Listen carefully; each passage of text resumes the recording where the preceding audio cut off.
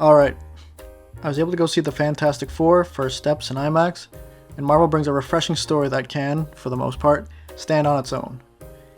You don't need to have seen any prior MCU films to understand this movie, which is a much needed break. This movie is directed by Matt Shakman, who did WandaVision, and he took on the job when John Watts decided to take a break from superhero movies. It starts off with Reed Richards and Sue Storm finding out that Sue is pregnant and that they'll be having a baby. Later on, the Silver Surfer visits Earth and lets them know that my boy Ralph Ineson, who plays Galactus, is coming to eat their planet, so it's up to the Fantastic Four to save the world. Overall, I enjoyed the movie. I thought each of the four members, Pedro Pascal as Reed Richards, Vanessa Kirby as Sue Storm, Joseph Quinn as Johnny Storm, and Ebon Moss-Bachrach as Ben Grimm, who was probably my favorite character because I love the Thing, all had their chances to shine. But this movie does move very fast. It's only an hour and 55 minutes with credits, so I feel like the characters did lack a bit of depth.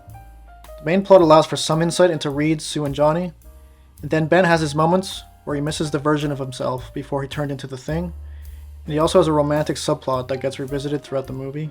We don't really get to see where it leads. I don't know, maybe we'll see it in the future.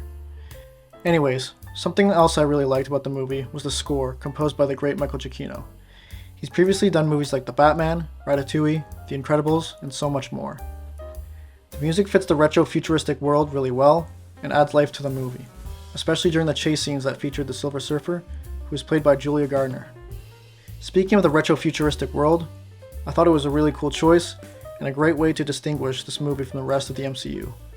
I really liked the costume design, and it looked like this movie actually used physical sets where they could, and didn't overly rely on green screen and CGI like we've seen in a lot of the recent Marvel movies. And I thought the cinematography was well done by Jess Hall, and you get some really cool shots throughout, especially the sequences in space. I also thought the CGI was solid, and the Thing in particular looked really good, and I didn't think I had any issues with him during the entire movie. But there were some moments in particular with Johnny where the CGI looks wonky, or you can just tell that the scene was shot with a green screen. But moving into some of the issues I had, I thought the editing was off and made the movie feel a little choppy. It didn't always feel natural as the story progressed, and a scene would cut, and you wouldn't be sure how much time would pass, and the story would kind of just continue, and you would roll with it. But the two bigger issues I had mainly have to do with the third act. I really liked Ralph Ineson as Galactus, but I don't think the third act gave him justice as a villain.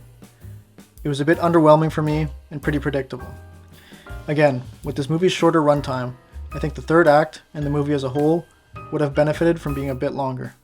And finally, earlier I said this movie could stand alone for the most part, but after all, this is an MCU movie.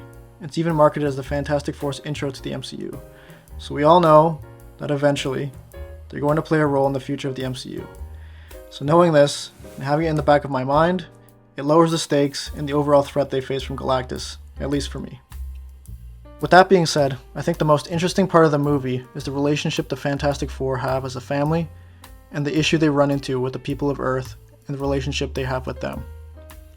But overall, I give the Fantastic Four First Steps a solid 3 stars out of 5, and thanks for watching, and feel free to like this video and subscribe to my channel.